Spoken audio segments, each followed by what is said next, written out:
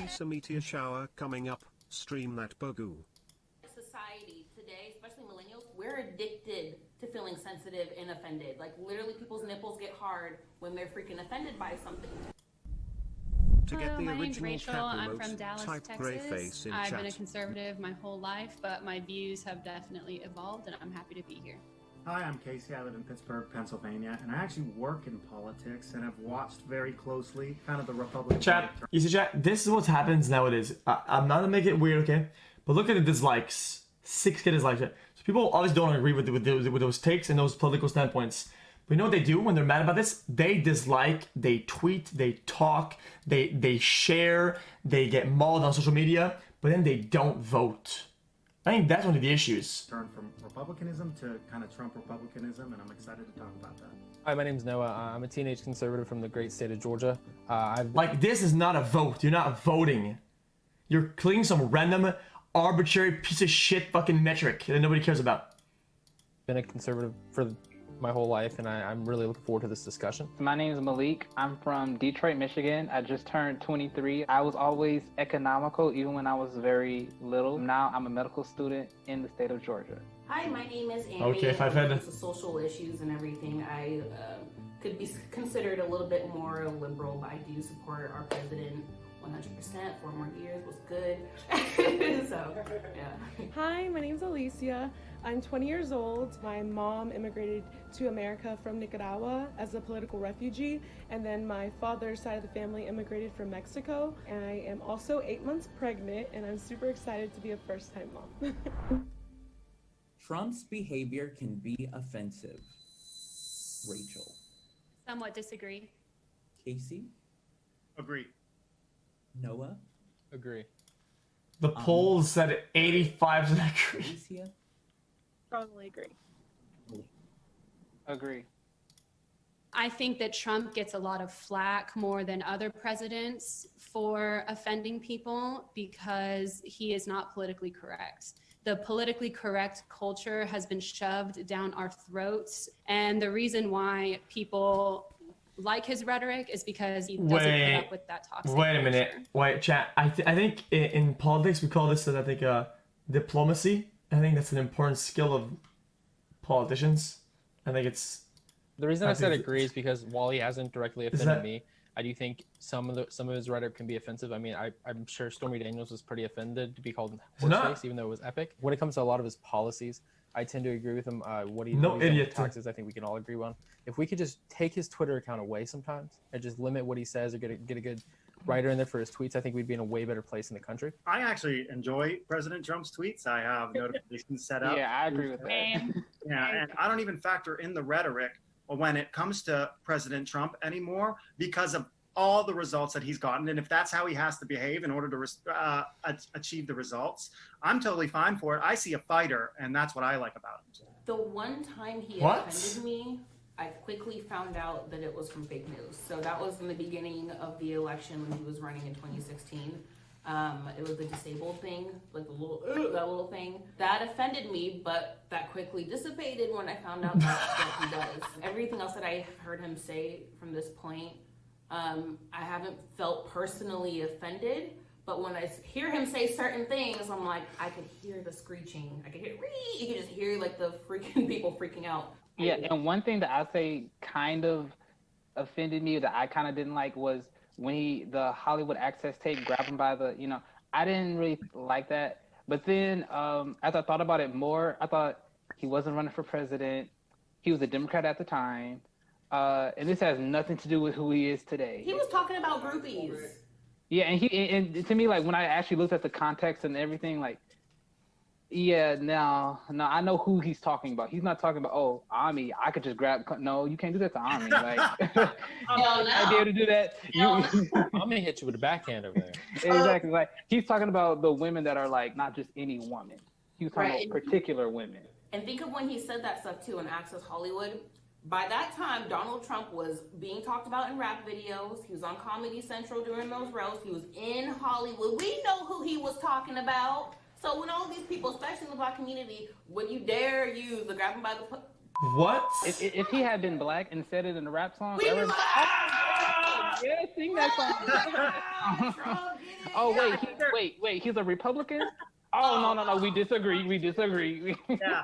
I was only ever offended by Trump once, and this was whenever he said something about like Mexicans being like animals or like something like that.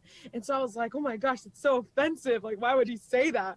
And then my stepdad was like, did you read like everything that he said? So I went back and he was talking about like the MS-13 gangs that were in Mexico and stuff. So I like kind of learned a lot about fake news and how a lot of people You are losing like, brain cells? sensitive to Well, I have none left what anyway. he says. I'm immune. I feel like society today, especially millennials, we're addicted to feeling sensitive and offended. Like literally people's nipples get hard when they're freaking offended by something. I think I know why that is. It's because if I'm offended, if I'm a victim, I get more attention. It's like there's a Okay. Chat. I'm not gonna argue with them again because you know it's like a monologue because there's nobody behind the screen. But I also don't like when people get too offended over stuff when there's no concern. But sometimes there is a valid concern, and yet they're not replicating it properly. They're being disproportionate or dishonest, and that's what's really annoying. But sometimes when there's valid concern, you still have to take the points, you know? hierarchy of victimhood. Well, I'm black, but you're black, and a woman. So that means you get more power. It's like in the left, it's like the more victimized you are, the more you should be heard, the more power you should be given. And to me, I think that's pretty sad. Systemic racism is a problem in America. Oh no. Rachel. Strongly disagree. Casey? Somewhat disagree. Noah? I said some would agree. Emmy? Wait! The polls say 39% disagree. Alicia? I said strongly disagree. Somewhat agree. Systemic implies that it's built into the DNA of a country, and I just don't think that was why this country was founded. It wasn't founded to be a racist country. Systemic is really that what a there's poor laws choice of in words. place that prevent people of color from excelling. And while in the past there definitely have been laws that were systemically racist, there aren't any anymore. There's so many examples of What? people of color that excel in please. America. For example, like Barack Obama, he's like a black president. You also have like AOC, who was a bartender. She's a person of color, and she literally just like came up and became like, you know, a House of Representative. Can I ask everybody this real quick? Joe Biden's 94 crime bill that specifically targeted people of color, you wouldn't consider that to be systematic, something that was put into place that is going to target the breakdown of the black family? Sorry to be like military, but there's some skid marks. America has some like Well, chat, even if these are kind of dumb, the polls are literally taken on Instagram.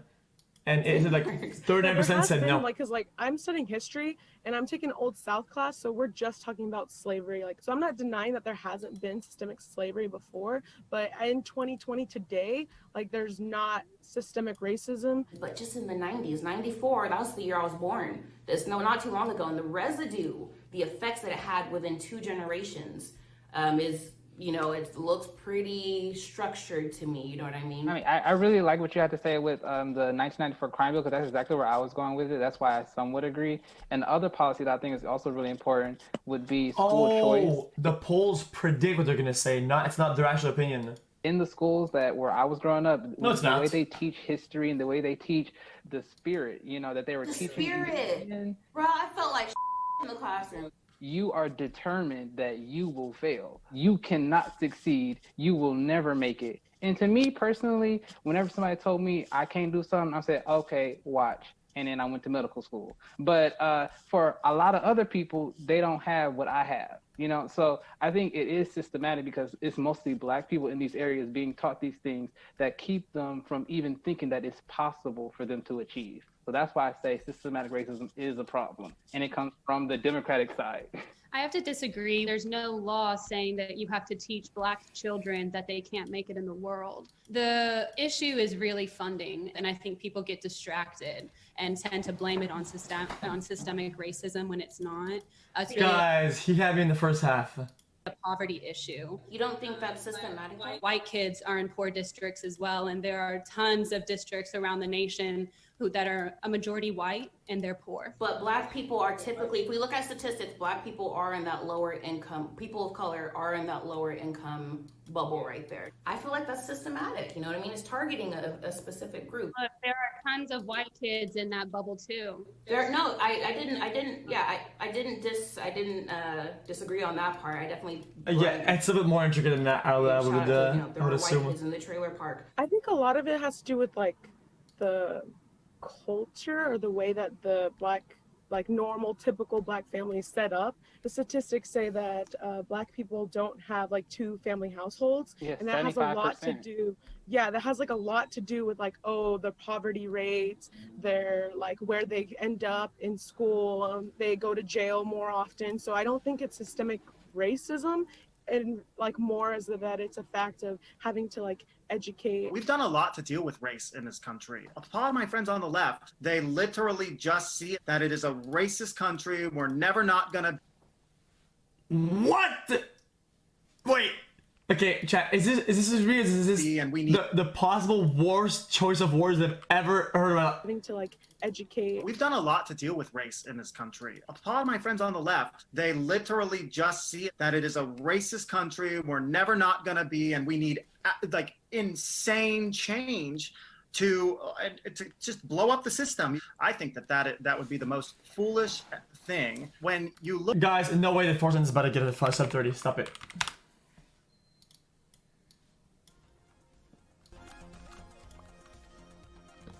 Crafting.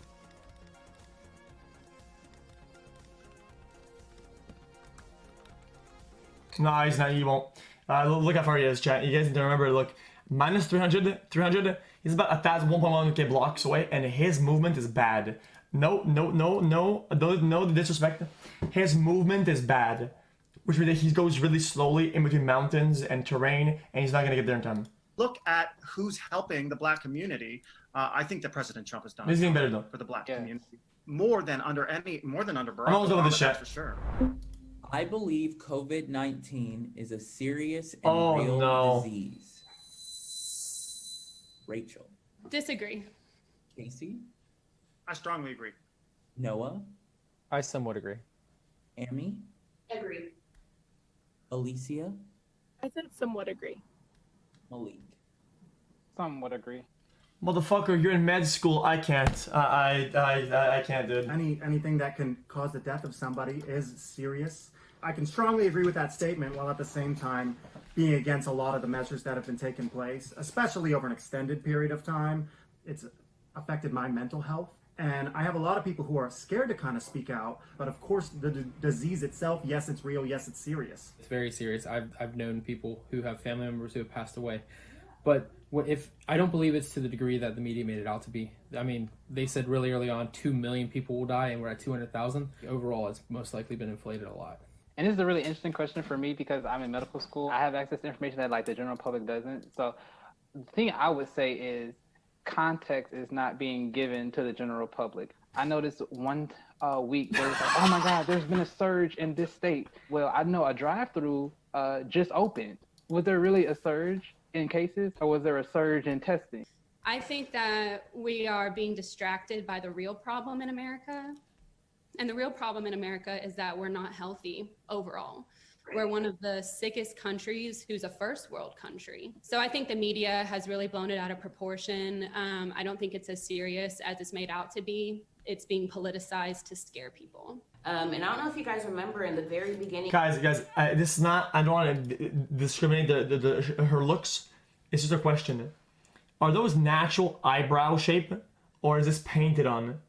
Because I know the girls, they use like a pencil and they paint their This looks like it's like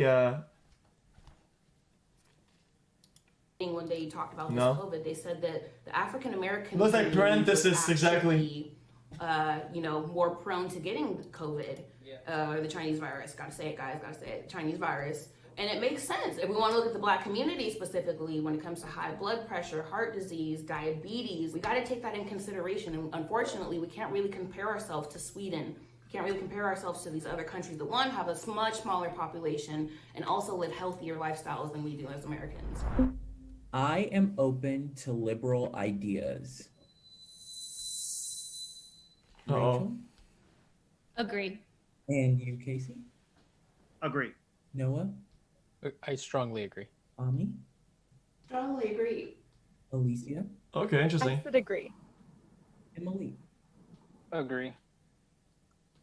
So I said agree, but like right now, they're just like portraying so many radical views that it's like shutting me down from like listening to them all entirely. Like socialism, that's like the number one for me, because I know that socialism leads to communism and people cannot tell me otherwise. And like my family actually like left Nicaragua because of like the socialist like stuff and the communism that was happening. So, and I know a lot of Hispanic people, like that's probably why Joe Biden isn't getting like any, but that much support. He is getting support, but not that much support. I am super conservative, but I'm also an urbanist, and I don't mind. I live in a city. I'm totally open to it, and even apply some. I mean, I'm Thanks for your subs, but you know, it's okay for conservatives to care about the environment and things like that. Something that you would consider liberal. I especially liked listening to Andrew Yang. It's hard to hate that guy. I mean, you just can't. But nothing about Joe Biden interests me. My biggest voting issue of all is China, and I think that it is the Chinese Communist Party is the biggest threat to the global order, but especially the American way. And Joe Biden has made it very clear that he's really not going to do too much to handle them, and in the past has actually enabled them. I'm very, very open to having discussions with literally everybody. I'm in Blexit, and down here in our Tennessee chapter, when we come across Black Lives Matter, we cross over the street and we talk to them. Friendly, peacefully, great conversation. What is Blexit? On a middle ground. We add each other on freaking Facebook. But I feel like leftists today should just be open and honest and just call themselves Marxists, because there's literally pretty much no difference now these days when you look at Bernie Sanders, when you look at Black Lives Matter, and then let's add in a bunch of like illegal immigrants when we can't even take care of our own people.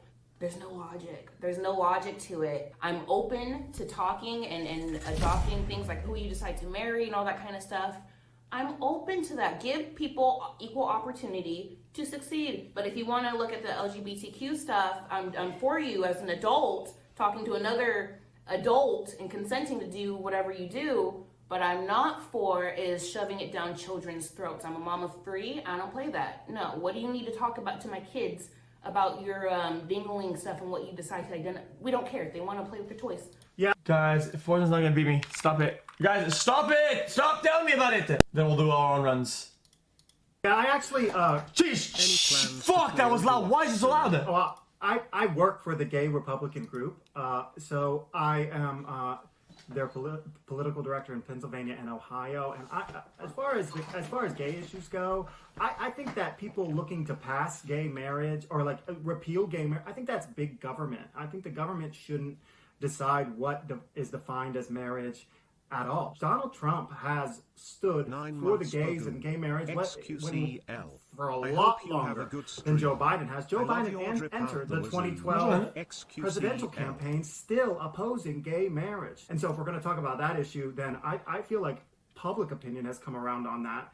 I said I strongly agree because the high school I graduated from, I was able to graduate with a kid who I believe he worked on Bernie Sanders' campaign at some point, and I've been able to talk to him frequently since we graduated. We've had a lot of discussions. We have to understand there's not liberal problems and conservative problems. There's American problems that we all have. We just have we all have the same end goal. We just have 2 different ways to get there. We all want America to be better. At least I hope we do.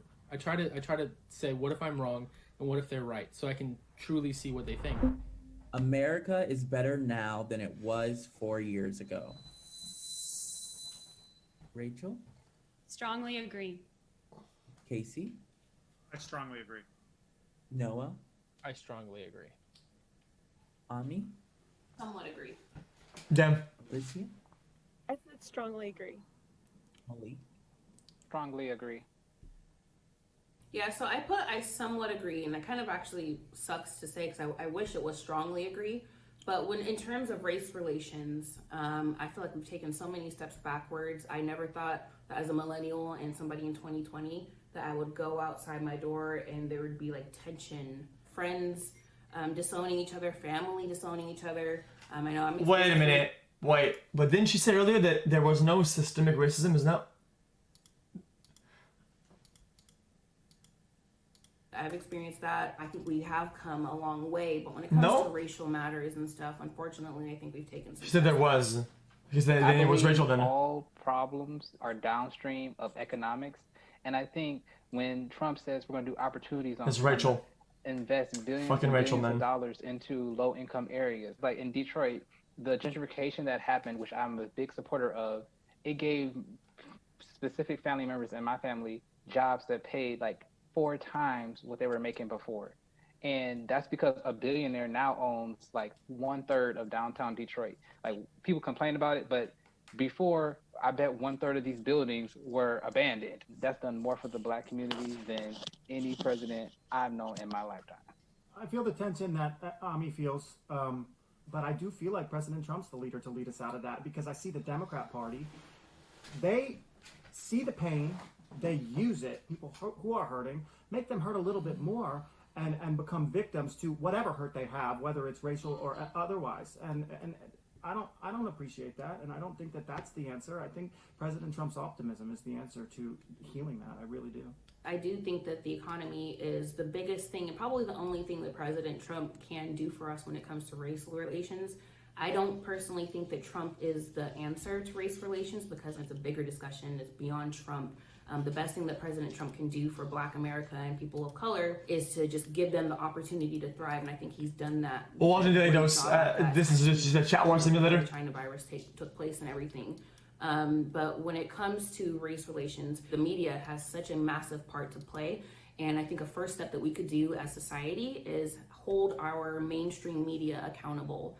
If we didn't have to dig to see that Trump has denounced white supremacy multiple times and the mainstream was doing their jobs and not adding fuel to the fire, I think maybe as a society we could all come together and hold the media accountable for the attention that they have caused when it comes to race relations. I don't think it has anything to do with Trump. America's always had, political polarization. We've always had racial issues, but at least we have these problems.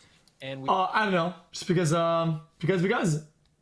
we have a robust economy. In January and February and March, once Donald Trump gives his second inaugural address, we'll see the economy bounce right back. He's not the president in order to gain power. Okay. I'm kind of done with that. That was kind of a disaster. That was kind of a dumpster fire.